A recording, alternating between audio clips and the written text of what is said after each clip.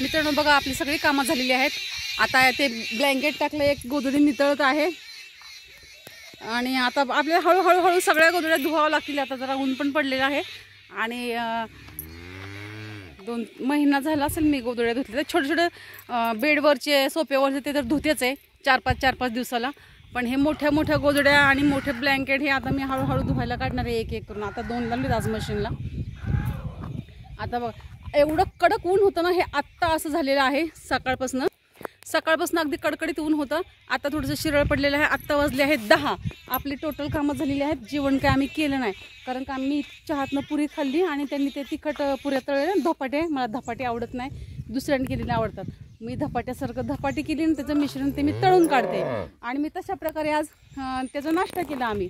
तर आता हे बघा, हे झाड पण छान हे फुटलेत बघा, ह्याला पालवी फुटली, हे दुसऱ्याकडनं आणलेलं। तर अशा प्रकारे आता आपले नाश्ता वगैरे झालेला आहे आणि दुपारी जेवण भोपळा केलेला आहे, मोठा भोपळा। हलवा करतो आपण दुधी, चण्याची डाळ टाकून केली, हिरवी मिरचीचा। आणि बघा ना हे कशाचं लाकूड, त्याला फांद्या नाही फुटल्या। मी जी भिवंडीवरनं आणलेली रोपं ना, ती सगळीच्या सगळी अगदी फुटली बरं का, पालवी फुटली। मला फार आनंद झाला, कारण का ते 8 दिवस तिथंच होते, असे 5-6 दिवस तर वरतीच होते, असे सुकून गेलेली लाकडं। तर सगळे म्हणले दे इथंच टाकून, कशाला नेते। माझं चाललं होतं आज जाईन उद्या जाईन, आज जाईन उद्या जाईन, आठवडा गेला। मग सगळे म्हणले फेकून दे फेकून दे, पण समर्थांची कृपा आहे हातामध्ये, कुठलंही झाड असू द्या। पण मला आत्मविश्वास प्रचंड आहे की नाही आता हे झाड येणारच, हे येणारच। मग ते झाड ते आणली लाकडं 2-3 ठिकाणी लावली। टगर असते ना, ज्याला काही लोक स्वस्तिकचं म्हणतात, पण ती स्वस्तिक सिंगल असते आणि हे डबल टेबल असं फुलतं। ह्याची फुलाला मर्यादा म्हणजे प्रमाणातच फुलं असतात, असं 12ही महिने नसतात। स्वस्तिकची फुलं 12ही महिने असतात। तर ते पण आणलेलं आहे। आणि मी वारीला गेले होते ना परिते गावामध्ये, पिंक कलरची जास्वंद होती, तिला मी अगदी हाताने असं पंजा ठेवला तर पूर्ण हा पंजा भरले, एवढी मोठी। असं वाटायचं की ही प्लॅस्टिकचीच फुलं आहेत, पण प्लॅस्टिकची फुलं नसताना ती जास्वंदी होती। तर तिची पण मी काडी तोडली आणि तिथून आम्ही 2 दिवस मुक्काम पुढे केला आणि मग 3 दिवस ती माझ्या बॅगमध्ये होती। एवढी अशी काडी घेतली मी त्याची, एवढी विधभर 3 दिवस माझ्या बॅगमध्ये होती। 4थ्या दिवशी इथे आणून लावली, तेव्हा पण मला म्हणाले काय येईल का तू एवढी वाळलेली घेऊन झाले, हे वाळण घरी जाईपर्यंत कशाला घेता, रोप आणायचं विकत। अरे रोप आणण्यामध्ये काय मजा, रोप तर कोणी पण आणेल, तेही चांगलं। त्यालाही पालवी फुटलेली आहे। आता फुलं कधी लागतील, कधी का होईना फुलं तर लागतीलच, पालवी फुटली म्हटल्यावर। मला फार आवड आहे झाडांची, फार म्हणजे फार। अहो 10 एकर जरी शेती असली तरी कमी पडेल जर झाडं आवडीची लावली तर। अशी नाही ती झाडं लावलेली आहेत आणि फुलांचं तर विचारूच नका। एक परवा पण एक मी रोप आणलेलं आहे येताना, तर म्हटलं तिथं भरपूर अशी रोपं होती आणि एकदम छोटे छोटे गुलाबासारखे गुच्छ होते, त्याला गुलाबीच रंगाचे असेल। मी म्हटलं ताई हे रोप दे ग मला उपटून, तर तिने म्हणाले ठीक आहे। मी म्हटलं ह्याला कुठली फुलं आहेत ग हे, तर ती मला म्हणाले राधाकृष्ण। म्हटलं अरे वा, नाव पण काय छान आहे अगदी, राधाकृष्ण। ते पण मी परवा दिवशी लावलेलं आहे। आणखीन वेगवेगळी आणायची फुलं, आणखीन जिथे जाईन मला आवडली तर जाईन। मला नर्सरीत हे नेतच नाही। आम्ही कुठे चाललो आणि नर्सरी लागली ना, ते म्हणतात चल चल चल चल बाहेर चल, लगेच ते म्हणतात ही लय वेड्यासारखी करत, लगेच शॉपिंग। नर्सरीमध्ये पण गेले की लगेच रोपं घ्यायची, कुठे काय करता, सवयीचा परिणाम, जे आवडलं ते।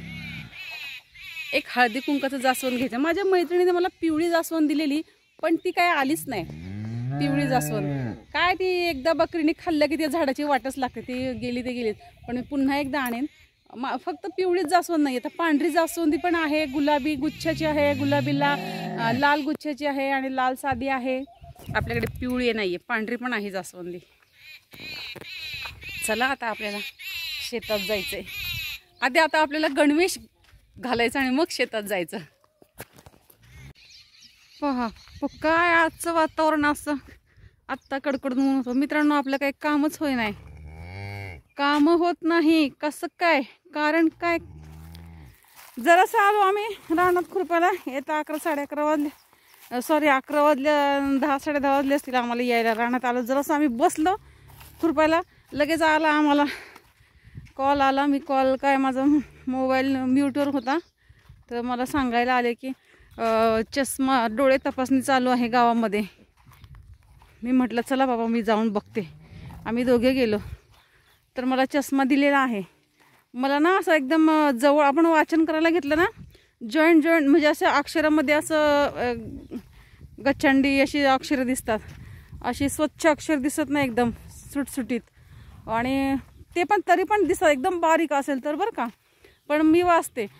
मग मला चष्मा दिला जवळचं दिसण्यासाठी. तर मी पाहते ते जवळचं दिसायला. तर काय होतं, चष्मा लावला की मला घड्याळाचे अंक बिंक काहीच दिसत नाही आहेत. असं भिंतीवरचं घड्याळाचे मला असं टिंब वगैरे सगळं दिसतात, पण चष्मा लावल्यामुळं मला काही दिसतच नाही. उलटच झालं, असं डोळ्यांनी स्पष्ट दिसतंय. फक्त ते मला वाटतं वाचन करण्यासाठीच आहे असावा. बघा किती स्वच्छ केली बघा आम्ही मका. बघा कसं आपलं गवत आहे बघा, निघलेलं गवत. आणि हे पहा इकडे ह्याच्या आतमध्ये गवत आहे. हे लिंबाची आळी पण चांगली खुरपून निघाली. आता हे एवढे 2 पाते राहिल्यात, पण काय हो, असं आपल्याला वेळ भेटत नाही ना. आपल्याला वेळ पूर्णपणे भेटायला पाहिजे ना, तेव्हाच कामं होतील. असे आपण हळूहळू म्हटलं तर काम मला हळूहळू ऐकूशी पण वाटत नाही. आणि मी हळूहळू करण्यातली पण नाही आहे. माझं खुरपं तर मी इथंच ठेवून गेले होते. आहे हे काय पुढं आहे. अशा प्रकारे हे बघा, हे एवढं असं हे गवत आहे बघा. हे असं गवत आहे ते बघा. तिकडं खुरपून झाले माझं, थोडं हे राहिलेलं. अशा प्रकारे गवत आहे. हे आपली मका कुठं कमीची कुठं खत नाही ना मध्ये मध्ये, म्हणून मध्ये मध्ये इथं पाचवी झाली पातळ. पहा वेगवेगळ्या रंगाच्या आळ्या. आता चटक उन्हाची पडायला लागली ना, तसं या आळ्या खाली टपाटप पडतात पिकांवरनं. बघा पीच कलरची आळी आहे, मध्ये बघा कसा कलर आहे, बाजूने पीच कलर. काय नॅचरल आहे बघा यांचं.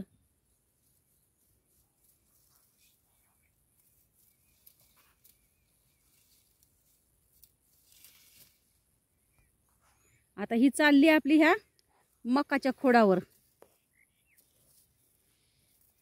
मकाच्या खोडावर जाईन बघा ही.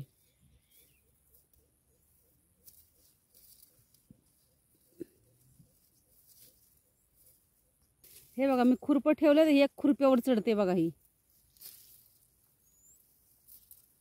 गाडीवर न्यायला आपल्या हेरीपेची गाडी बाबा केली.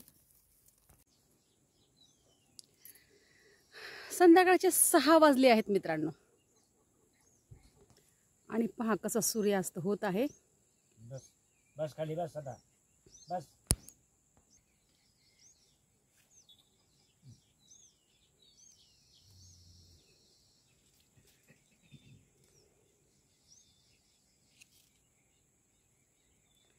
सहा वाजलेले आहेत. दिवस मावळायला लागले आहे. आता गेला ढगांच्या आड.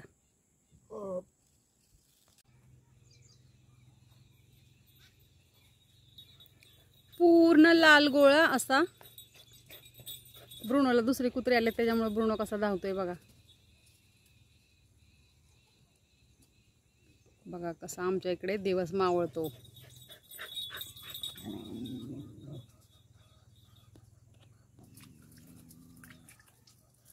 मित्रांनो संध्याकाळचे 11:15 वाजले. संध्याकाळचे 11:15 वाजले. आम्हाला येता 10:30 वाजतात. 10 वाजता आरती चालू होते. 10 सव्वा 10 वाजेपर्यंत संपतं. 9:45 10:30 वाजेपर्यंत आम्ही जेवायला घेतलं होतं. आता 11:15 वाजले. पूर्ण 1 महिना असंच जाणार आहे. आणि हा महिना झाल्याच्या नंतर पण आम्हाला असं करमणार नाही. नंतर असं कानी आवाज पडल्यासारखं तर नेहमी जाते ना.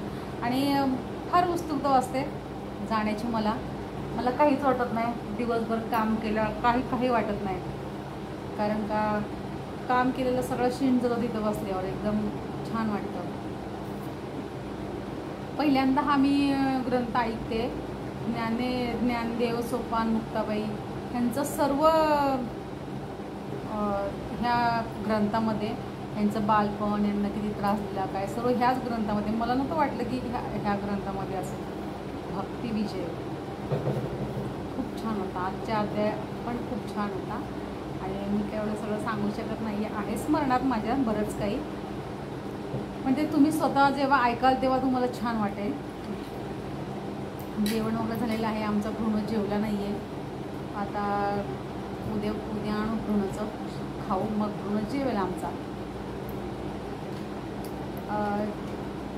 दिवसभर असं शेतामध्ये जर काम केलं तर नुसती खाज येते माझी, काही खाजच थांबत नाही. गरम पाण्यामध्ये संध्याकाळी मी गरम पाण्याने आंघोळ केली डेटॉल टाकून, पण खाज झाली की अशा गांधी पण येत आहेत. आणि सगळ्यांनाच मला एकटीचा प्रॉब्लेम नाही, जेवढ्या पण शेतात काम करतात ना सगळ्याच बायका ते म्हणतात खाज येते खाज येते. कुठले असे मच्छर आहेत चावतात खाजणारे मच्छर, त्यामुळे सर्वांना. आणि ते खाजवलं ना असं की आपल्याला असे गांधी येतात.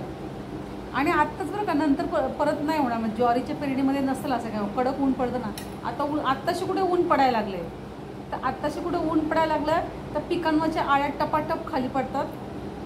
मला फार हे वाटतं. एक पोपटी कलर, एकदम डार्क पोपटी कलर आणि एवढी टपोरी चांगली. मी तर म्हणते माझ्या अंगठ्या एवढी म्हटलं तर एवढ्या पण मोठ्या आळ्या आहेत बरं का. ते डेंजर वाटतं एकदम. त्यांना असं सोंड असल्यासारखं मागे असं फार टेन्शन केलं मी. टपाटप पाण्याच्या खाली पडतात. तर ऊन लागते ना पानांवरती, त्यांना जागा नाही, टपाटप खाली पडतात. मग अशा चला त्या आळ्या तर काय त्या नसतील चावत बरं का, चावणारे दुसरेच मच्छर वगैरे असतील. तर मित्रांनो आता आमचं जेवण झालेलं आहे. मित्रांनो तुम्ही स्किप न करता माझा व्हिडिओ पाहता, त्यामुळे तुमचे खूप खूप मनपूर्वक धन्यवाद.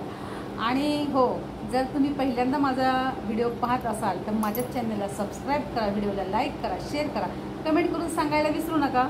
हे बघा, हे असे रात्री पण असे किडे येतात बघा. हे बघा इकडे एक किडा आहे बघा, मी तुम्हाला दाखवते. बघा किती पळतोय, त्या साईडला गेला. हे बघा हे असे किड्यांनी फार त्रास दिला आहे हो. घरामध्ये पण भरपूर येतात, नाकतोडा वगैरे असे उडतात किडे, भरपूर किडे येतात.